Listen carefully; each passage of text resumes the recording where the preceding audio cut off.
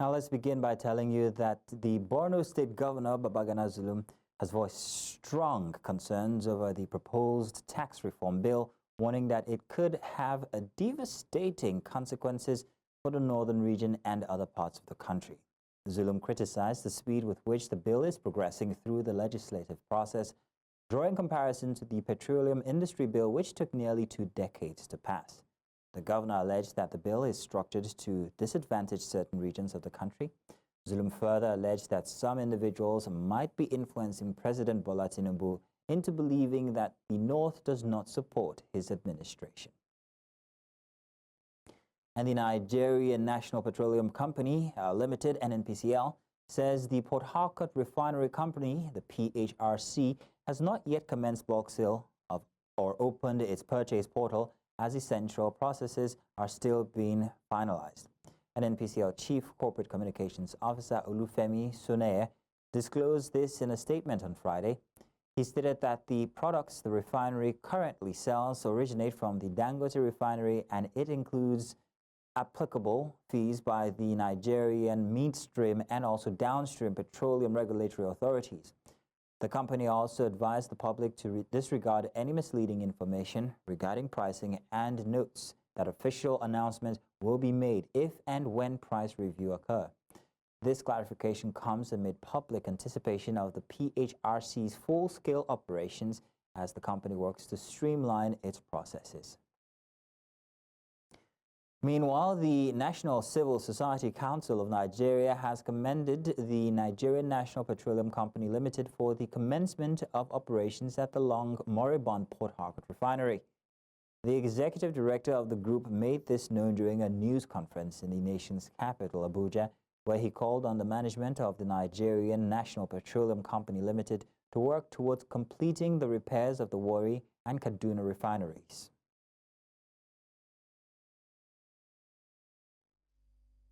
The Port Harcourt refinery impressive operational capacity of 70% is a testament to the tireless efforts and unwavering dedications of the NNPCL Limited. Additionally, the Council urged NNPCL Limited to work tirelessly towards the resumptions of production at the Kaduna and Warri refinery, as this will further boost Nigeria refining capacity and reduce reliance on imported petroleum products.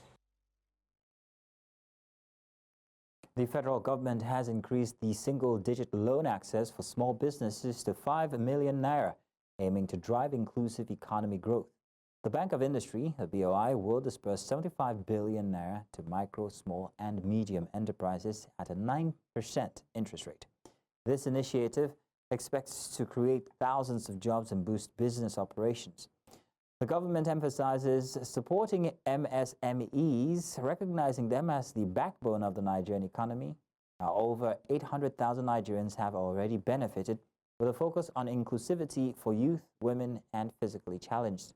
The loan tenure is 3 years, and applicants can access the funds directly from BOI without intermediaries. And now to further discuss this, I'm joined by Dr. Femi Egbeshola, President Association of Small Business Owners of Nigeria. You're welcome here, sir. Now, Femi, thank you very much. Thank you for having me. You're welcome. Now, how do you think the federal government's decision to increase single-digit loan access for small businesses to 5 million naira will impact the small business community in Nigeria? And also, while you're at that, what effects do you anticipate will be most significant? Well, to start with, I think we need to commend the federal government for choosing to increase the fund to 5 million at this time. Some of us have been advocating for this, that 1 billion naira may not really do much with the ongoing inflation rate in the country and other challenges that small business owners have in this time. So it's a good news for us. And for the impact, it really is going to have a lot of impact because many of our members no longer have access to finance through the commercial banks because of the very high interest rates of the bank loans. So this comes to us at a very cheap rate and it is affordable for us. And we believe that it is going to create a lot of jobs. It is going to create a lot of jobs because it will increase our productivity It will help us be more competitive. It will help us have more fun to do our businesses, which will in return create more indirect jobs too, and at the same time to help us be able to take our products outside Nigeria to compete globally with the new fund that will be having access to. All right, Femi, 75 billion naira. Can you share your thoughts on the Bank of Industry's plan to actually disperse this amount, 75 billion naira, to micro, small, and also medium enterprises at just 9% interest rate, and how this might influence the growth of small businesses in the country? That's the only way.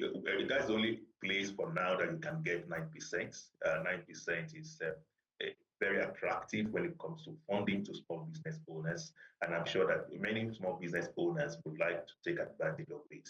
But then we must also understand that this has some hurdles along the line. You will discover that many intervention funds from government most times do not have the expected impact over time. And this is because most times the real beneficiaries are supposed to get the fund may not really be able to get the fund. Some of us have been trying to get the loan application portal open over time, which is already challenged at this point. If you go to the portal now, the website, the link is not opening for application. And you also discover that there are other documentation that are required in the process that may be difficult for some of the small business owners to be able to access. You also note that in the population of 40 million small business owners, a loan for a beneficiary of about 75,000 business owners is a far cry compared to the population, which may not really have the expected effect that we wish it to have overall. Again, too, we have been advocating that it is important for government to collaborate with the critical stakeholders when it comes to policies that has to do with the MSMEs. We would have expected government to engage key stakeholders in the MSME ecosystem to co-create and co-hold this intervention fund together so that we can easily monitor the performance of the loan and eventually see how we can take lessons from it and compare notes with other countries that are doing intervention and get better results beyond what we have been getting before now. Yes, it's a good platform for us to get loans up to 5 million at 9% interest rate, but at the same time, we need to also look at other critical areas that needs to be considered for us to have key metric performance indicators to show that this loan is actually being able to impact effectively on the sector that it should be. While we're monitoring these metrics, what about accessibility to these loans? How easy would it be for these small businesses to actually access it? It's not really easy to access the loan, as it has always been in the past. When it comes to government grants, it's easy to access. But when it is loan, it is very difficult because, like I did mention the other time, some of the documentation required are not accessible and affordable for quite a number of small business owners. You know, many of the small business owners are in the informal sector. If you look at it today, among the 40 million MSMEs we have, 85% of them are in the informal sector who are not yet structured. So it is difficult for them to meet up with this. And you would wonder that most times intervention programs like this, a lot of the loan is still in the pocket of the funders because it is not accessible. We are looking beyond just raising the fund to 5 million, but making it also very more accessible to the entrepreneurs that need this fund. And one way to go about it is to also work with business membership organizations. We believe that the business membership organizations have the details and the people that are in entrepreneurship that are forming businesses, and will be able to support government in generating those who are real business owners. Most times, this fund goes to the hands of those who are not real business owners. We call them political business owners at the detriment of real business owners. So we need to begin to look at how to plug all these gaps so that eventually the expected outcomes of governments will be met, such that businesses will be able to grow and thrive with this loan, and will also increase employment and create more jobs. And at the same time, be able to scale businesses to the point of exporting to other countries, generating more funds for government, and building the structures that is binding the MSME sector, which is the engine of growth of the economy. Now, Dr. Egbeshola, I see here that over 800 Nigerians have already benefited from this initiative. So with a focus on inclusivity for youth, women, and also physically challenged, how do you think this focus on inclusivity will impact the small business community? And what opportunities or challenges might also arise from the approach? Yes, really, the youth, the women, and the physically challenged are those that are most vulnerable. So, for the fact that this funding policy is recognizing this particular subsector and is ready to cater for their needs by including them in this list, is a welcome development. And I think it will also help them to be able to grow. They have it very challenging to access funds. They have it very challenging to also be able to grow their businesses over time. And these are the sector we need to be looking at and how to support them. So, to us, it's a welcome development. But even beyond that, we should make it affordable and accessible to them. This particular the youths, many of them are in the startup stage of their businesses and may not be able to have some of the documentation that government requests, like according to the application portal for this particular loan. We will encourage government to look at how they can ease off this documentation process and be able to make it possible for this particular focused group, the youth, the women, and particularly the physically challenged ones, to be able to come on board and actually see the benefit. Then talking about the 800,000 you mentioned, we would also want government to be more transparent about beneficiaries of any form of intervention they do. They should be verifiable, and there should be ways and manner that key stakeholders can verify some of these claims. Yes, we have had that 800,000 people have benefited, but if you ask me from our own point of view, in our own association, it's still a very far cry from the announced figures. And we should be part of those who will be monitoring and evaluating any of this process, particularly when it comes to funding for MSMEs, because we are key stakeholders in the ecosystem. Well, Dr. Femi Egbeshola, I want to say thank you very much for joining us with your expert opinion on the matter. Thank you. Thank you very much for the opportunity. You're welcome. We're now going to a short break, and when we get back, court grants ₦1 billion bill to 109 foreign nationals over cybercrime. The details when we return. Welcome back. Now, the Yobe state government and labor unions have agreed to implement the new national minimum wage of 70,000 naira, effective December 2024. This agreement was reached after extensive negotiations and a significant win for workers in the state. Yobe state workers will not participate in the nationwide strike thanks to this agreement. The implementation committee constituted by the state government has ensured that workers' welfare is safeguarded. Yobe State NLC Chairman Mukhtar Tabutu has assured workers that they will not join the strike, and the agreement has been signed by top government officials and labor leaders. Now, the Nigerian Army has released investigative journalist Fisayo Soyombo. One of Soyombo's lawyers, Abimbola Ojenike, confirmed to newsmen in a telephone interview that he was released shortly after 7 p.m. on Friday. Ojenike clarified that they are attempting to find a way out of the cantonment after Soyombo was just released a few minutes ago. The Foundation for Investigative Journalism disclosed on X that Soyombo had been in Army custody for the past 3 days. Earlier, the acting deputy director of 6th Division Army Public Relations, Lieutenant Colonel Danjuma, had confirmed Soyombo's arrest. In a statement on Friday, Danjuma said Soyombo was apprehended at an illegal oil bunkering site. The Nigerian Army Headquarters Department of Army Operations has underscored the need for its officers to consistently avail themselves of training opportunities for contingency planning. This was made known by the Army Chief of Operations, Major General Benson Sinjen, at the 3rd Armored Division in Jos, Plateau State, during a one-day sensitization lecture on drafting, campaign, and contingency planning.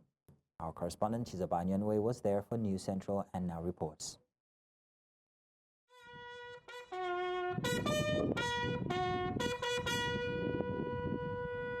With the rate of insurgencies in some parts of the country, coupled with the devastating toll it takes on members of the public, one may not be wrong to call for more training such as this in order to further equip officers and men of the military in combat readiness through such non-kinetic measures. Organized by the Nigerian Army Headquarters for officers of 3 Armored Division and Operation Safe Haven, the Chief of Operations Army, represented at this event, says this exercise aims at ensuring combat readiness for Army officers. We normally develop them for exigencies, in case of the unforeseen. So it tells you your units and formation what to do when the unforeseen happen, and it prepares their mind towards any eventuality. And also we could have a contingency plan for disaster, for even for election. We normally have contingency plan, and also security of the barracks and the area of your responsibility. The host, the General Officer Commanding 3 Armored Division and Commander Operation Safe Haven, Major General Abdusalam Abubakar, says the essence of the seminar cannot be overemphasized. Our security environment is fraught with complexities arising from asymmetric threats like terrorism, insurgency, kidnapping, banditry, amongst other multi-dimensional threats. Therefore, the significance of today's lecture cannot be overstated because the concepts of contingency and campaign planning are quite pivotal to achieving success on the battlefield and in maintaining national security.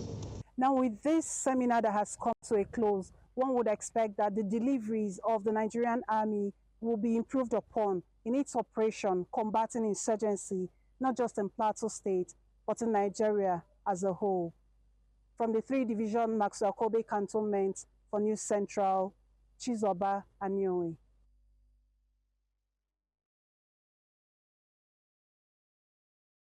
Now, the Federal High Court in Abuja has granted bail to 109 foreign nationals from China, Malaysia, Indonesia, Vietnam, the Philippines, Brazil, Myanmar, and Thailand, all arrested by the Nigerian police over allegations of being complicit in alleged cybercrime, hacking, fraudulent gambling activities, and other bordering on national security implications. The trial judge, Justice Ekirite Akpan, approved the bail conditions and adjourned the case to February the 27th, 2025 for trial. Ahmadin Uyi reports. All attention now shifted to the arraignment of about 109 foreign nationals apprehended by the police at the Uye district in Abuja for crimes bordering on advanced fee fraud, cybercrime, extortion, online gambling, and online hacking. The case, which was delayed because of the absence of an interpreter, finally commenced with a ruling on the bail application made by the trial judge. The counsel to the accused gave highlights of the bail conditions. Well, one of the conditions is that they should get a 1 billion naira bond, then 5 shorties who will deposit their passport, those that have landed property with a building, and then also that the shorties will deposit their own international passport. So I think it's adequate enough to ensure that they attend their trial, and to me it's fair in view of the circumstances of this case. He described the conditions as not beyond the reach of his clients. We are ready to meet up the condition of the bail so that they can come out, so that we can profile them and ensure that they will take proper brief to conduct the trial. It's a fair bail condition. With the trial finally adjourned to February the 27th, interested parties in the case will be hoping that it is concluded speedily. In Abuja for News Central, I am Ahmadin Uyi.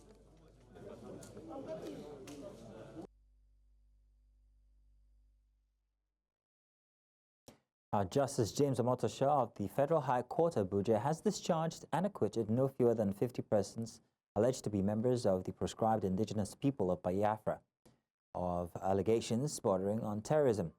Delivering judgment, Omotosho held that the Nigerian police force failed in its entirety to establish a case against the 50 defendants, including 4 women. Justice Omotosho, who upheld the no-case submission of the defendants, said that the prosecution failed to adduce any credible evidence linking the defendants with the allegations they were charged with. The judge consequently struck out the 3-count charge preferred against the defendants. The Inspector General of Police had sued the 50 defendants. Now, legal experts in Nigeria have called on the media to work together with the judiciary to improve the country's judicial system. This was the conclusion of legal professionals and media experts at an annual lecture themed "The Judiciary as the Last Hope of the Common Man: Media and Legal Perspectives." Central's Somolola Ololade has more in this report. The judiciary plays a crucial role in every society, especially as it provides an avenue for the marginalized to seek justice against individuals, government or corporation. However, the relationship between the judiciary and the media continues to play a pivotal role in seeking justice, hence an annual lecture bringing together media and legal professionals to discuss the way forward. Lawyers, yes, you are defending your clients. There must be a limit that you don't go below. You must not sabotage the Nigerian laws. You must sabotage the Nigerian constitution in the name of defending a client. Then even those of us that are journalists, we shouldn't be in all politicians' books. We must be able to stand up anything that's going to jeopardize or cause chaos in our country. We must not go below it. While the judiciary is regarded as the last hope of the common man because of its role in safeguarding the citizens against abuse and misuse of power, legal luminaries, however, think otherwise. The common man does not have the wherewithal, the economic wherewithal to go to court. The common man simply says, God did when you offend him. Whereas a rich man will say, we'll meet in court. And when the government feels harassed, either by the media or the human rights community, the government will tell you, go to court. But for the ordinary people, they don't go to court. They can't go to court. Today in Nigeria, the estimation of the judiciary appears to be low. We need to work together. Let the media, highlight the good aspect of the job, the judgment that they are doing. Why, as much as possible, you have to criticize those that are bad so that they can improve. But don't let us continue to judge the entire judiciary of the state with the standard of 2 or 3 or 4 of them that are bad. It was a general consensus at the lecture that media practitioners must promote the judiciary through accurate analysis of court proceedings, lectures and conferences on judicial matters, and investigative journalism. In Lagos for News Central, I am Omolola Ololade. And away from that now, the Kano Electricity Distribution Company has commenced installation of over 4,000 prepaid meters for Band A and B customers. This is part of the federal government's Meter Acquisition Fund initiative to close the metering gap. KEDCO has engaged approved vendors to provide and install meters which are free for beneficiaries. This move aims to ensure cost recovery and end estimated billings. Nigeria still faces a significant metering gap of about 7 million, but this initiative is a step toward addressing the issue. KEDCO will determine the beneficiaries of this scheme, which is part of efforts to ensure the growth and sustainability of the power sector. Now, in a country where electricity remains a luxury for many, a beacon of hope is shining bright in Ogun State, Nigeria. A groundbreaking initiative that's empowering 50 women entrepreneurs with solar-powered smart retail kiosks is set to bridge the energy gap and transform lives. Our correspondent, Igbalani Omoni, has the story. Ijebu-Ode, with a population of over 200,000, has a significant number of women, 52%, driving the local economy through small-scale trading. However, they face a major hurdle: limited access to electricity. I tried Zobo business, but I had to pack it up because of the power supply. The power supply is not encouraging. For days, there won't be light, and the Zobo, if it's not cold, people won't buy. Despite being connected to the national grid, Ogun State's power generation is limited. According to the National Bureau of Statistics, the state produces only 300 megawatts daily, struggling to meet the needs of its 5 million residents. But there is hope on the horizon. The Neighbors Shop, a digitized solar power smart kiosk pioneered by the Adiola Aziz Community Care Foundation and supported by the Bank of Industry. What Neighbors will provide for them is the kiosk, the products, the freezer, the panel, the battery, and of course the tablets. So, and even going forward, it will be coming with a POS. Before you make sales, you have to check your customer ID, just like the supermarkets. You check your customer ID, be sure it's your ID, and start making sales. Everything that is in your kiosk is already in your system. If a customer wants to buy, they can check the price. Even if it is a new product, they just input, search the name of the items, and it will pop up. All the associates need to do is get to their kiosk. We train them before, give them 3 days, at least 3 days training. It's a model that seeks to transform the informal sector into a formal one through digitization. We are about empowerment on a sustainable basis. We've seen various kinds of empowerment for women, but have our women been lifted up? And everywhere you go to, everybody's selling these things out. But if we formalize it for them, right, and people also invest in it. Right now we're starting with Ogun State. Do you understand what I'm saying? Because, like I said, we've done 50. 50 doesn't even scratch the surface. We need to do more. Solar Kiosk is not only providing electricity, but also empowering the women of Ijebu-Ode and its environment.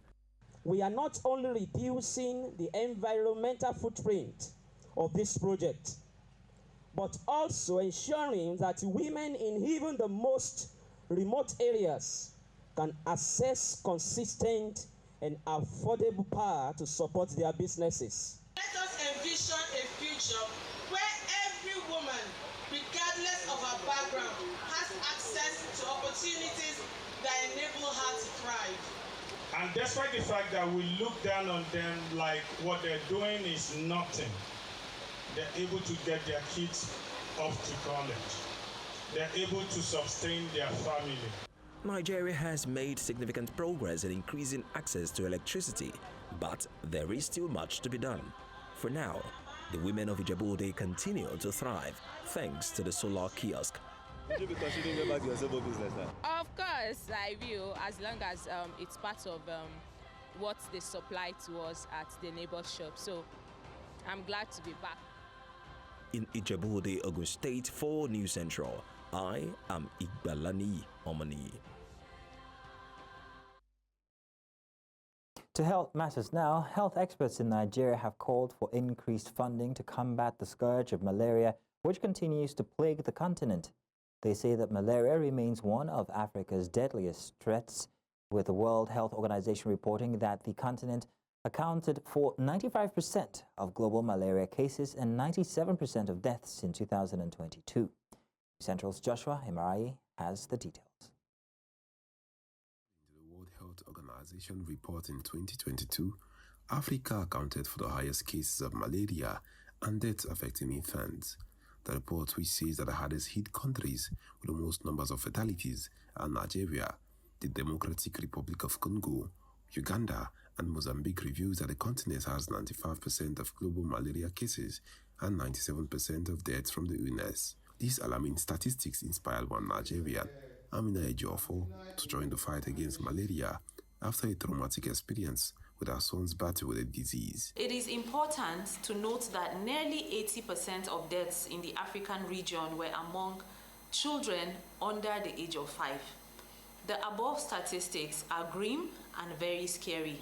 Having witnessed firsthand the devastating effects of malaria, both within my immediate family and in our communities, we are emboldened to use the platform of the foundation to contribute towards the control and mitigation of this terrible disease. Experts were assuring of the safety and effectiveness of the newly approved malaria vaccine through their support behind the call by the World Health Organization's call for African nations to embrace the use of vaccine. I would like to assure you that the vaccines are safe. We trust that our government will not bring what isn't safe into the country. So for them to have accepted these vaccines, then that means that there's a large margin of safety associated with the vaccine. Suffice to say that getting the malaria vaccine published has been going on since 1960. They are also calling for increased funding from the government and international organizations to support malaria control and mitigation efforts. In Abuja for News Central, I am Joshua Imarai. Welcome back. Gabon's Constitutional Court has validated the referendum results with 91.64% of voters approving the new constitution. This clears the way for a presidential election in August 2025, as promised by the military rulers. The new constitution establishes a 7-year presidential term, a strong executive power, and a ban on dynastic transmissions of power. I beg your pardon. Now, the court's validation marks a significant step towards a return to civilian rule, ending 55 years of Bongo family's rule. The military rulers have vowed to hand power back to civilians, with transitional President General Brice Oligui Nguema expressing interest in running for president. The validation process was observed by local associations and the United Nations, with no major incidents reported.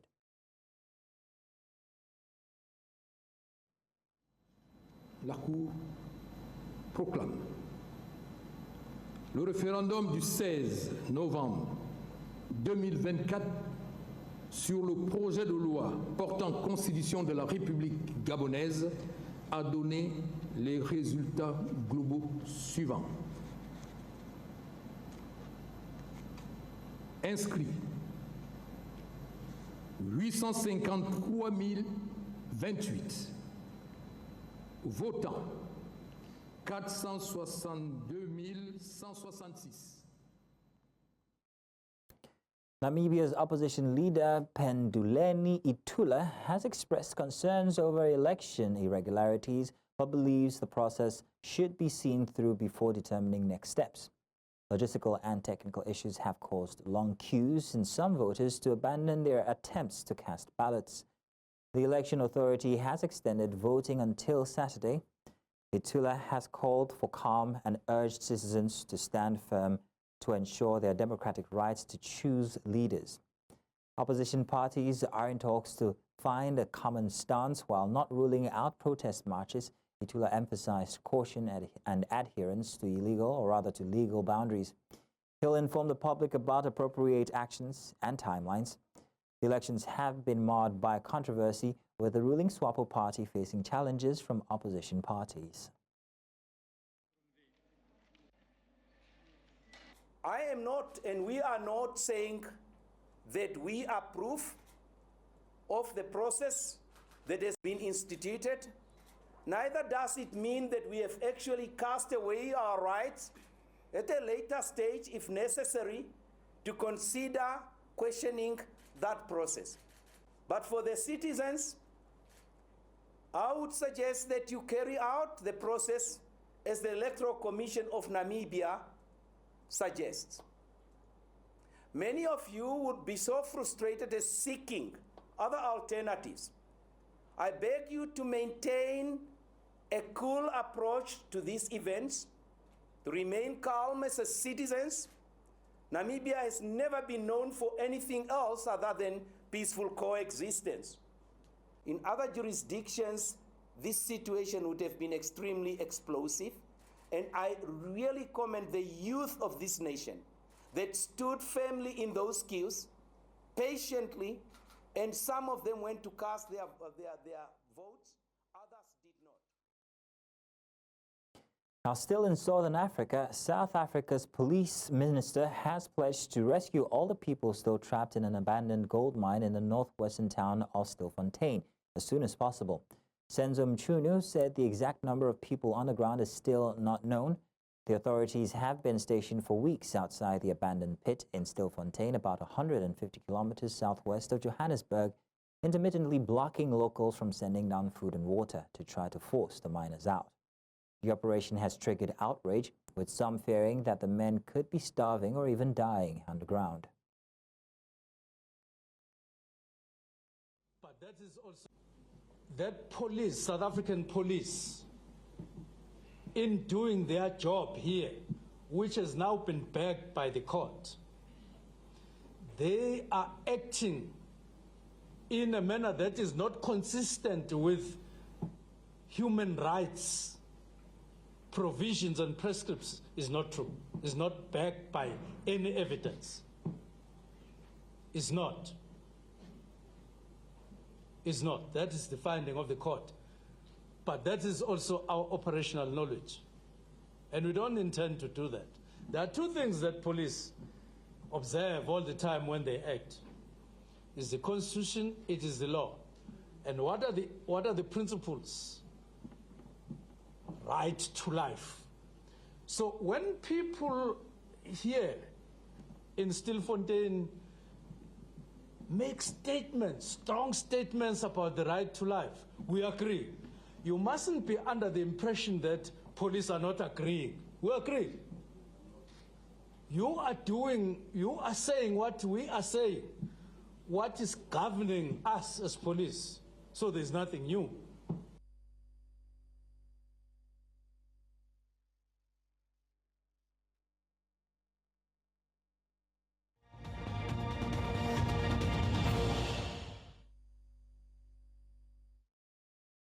Georgia's President Salome Zurabishvili expressed solidarity with a resistant movement protesting the government's decision to delay EU membership talks.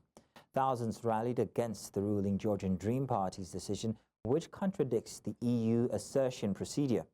Zurabishvili, at odds with the ruling party, called for unity until Georgia achieves its goals, returning to its European path and securing new elections. The protests come after the government announced it would abort efforts to start EU accessions negotiation until 2028, sparking opposition and public outcry. მე შემიძლია დღეს ვთქვა, რომ წინააღმდეგობის მოძრაობა დაწყებული არის, დაწყებულია თქვენს მიერ, არავის მითითებით, არავის მოთხოვნით, სპონტანურად, შვიდობიანი და კონსტიტუციური წინააღმდეგობის მოძრაობა, რომლის მეც ვარ სოლიდარული, მთლიანად თქვენს გვერდით ვარ და ჩვენ ვართ ყველანი ერთად, სანამ საქართველოს არ მიაღწევს თავის მიზანს, დაუბრუნდეს თავის ევროპულ გზას, მიაღწიოს ახალ არჩევნებს და მიაღწიოს იმას, რომ თავისი მომავალი იყოს ერთხელ და Jihadist rebels led by Hayat Tahrir al-Sham have seized control of most of Aleppo city, according to the Syrian Observatory for Human Rights. The rebels launched a successful offensive against the Syrian government backed by Iran and Russia on Wednesday. Russian warplanes have since intervened, conducting airstrikes on Aleppo for the first time since 2016. The conflict has resulted in 311 deaths, including 183 rebels, 100 government forces and 28 civilians. The situation remains volatile, with ongoing clashes and airstrikes. Aleppo, a city of 2 million, was once Syria's manufacturing hub and has been a key battleground in the country's civil war. الحمد لله رب العالمين الحلم صار حقيقة يا رب يا رب عبال حمص يا رب يا رب أنا حمصي واليوم جاي على حلب ونحتفل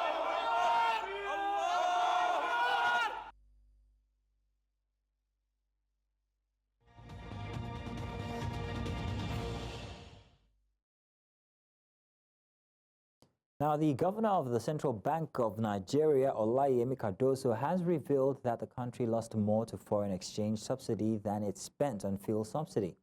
According to him, Nigeria lost around 6.2 trillion naira to harsh foreign exchange policies and subsidy in the year 2022, compared to 4.5 trillion naira that the country spent on fuel subsidy in the same year. Speaking at the 2024 Bankers' Dinner, Cardoso described foreign exchange subsidy as the real elephant in the room. He highlighted the CBN's recent efforts to address inefficiencies in Nigeria's FX markets by unifying the country's multiple exchange rates. The reform, he noted, has eliminated market distortions and resorted to transparency, creating a more predictable environment for businesses. And Eskom says the generation recovery plan in South Africa continues to show promising outcomes, with load shedding successfully suspended for over 8 months since March 26. The power utility says this achievement is attributed to ongoing structural enhancements in the coal-fired fleet, which are driving economic growth and bolstering energy security. Eskom's spokesperson Daphne Mokoena says the recovery plan has resulted in year-on-year diesel savings of over 17 billion rand, which is approximately 71.9% less than the amount spent during the same period last year. Mokoena added that with an available generation capacity of 29,128 megawatts and a peak demand forecast of 25,809 megawatts for tonight, Eskom remains on track to meet electricity demand. By Monday evening, an additional 2,065 megawatts is expected to return online.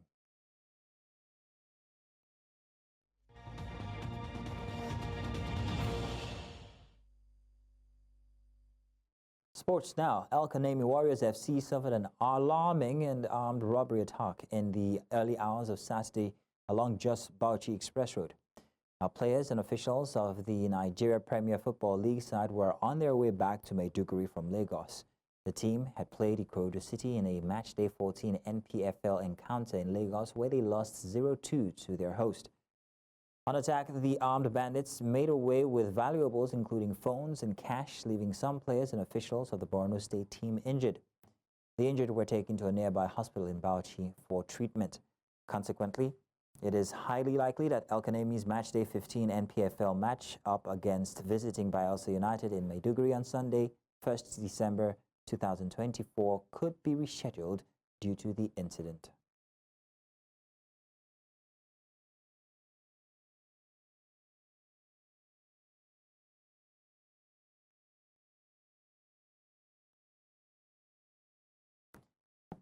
And that's it for the news this afternoon. But before we go, let's take another look at some of the stories that we brought your way. Governor Zulum warns tax reform bill will have negative consequences for the North. NNPC says bulk sale of fuel yet to begin in Port Harcourt refinery. And we also told you that Namibia opposition leader urges citizens to stand firm in the face of electoral irregularities. My apologies. Now, do remember you can watch News Central live on DSTV channel 422, Star Times channel 274, Evo TV, and of course on YouTube. Many thanks for watching. My name is Mazino Appeal.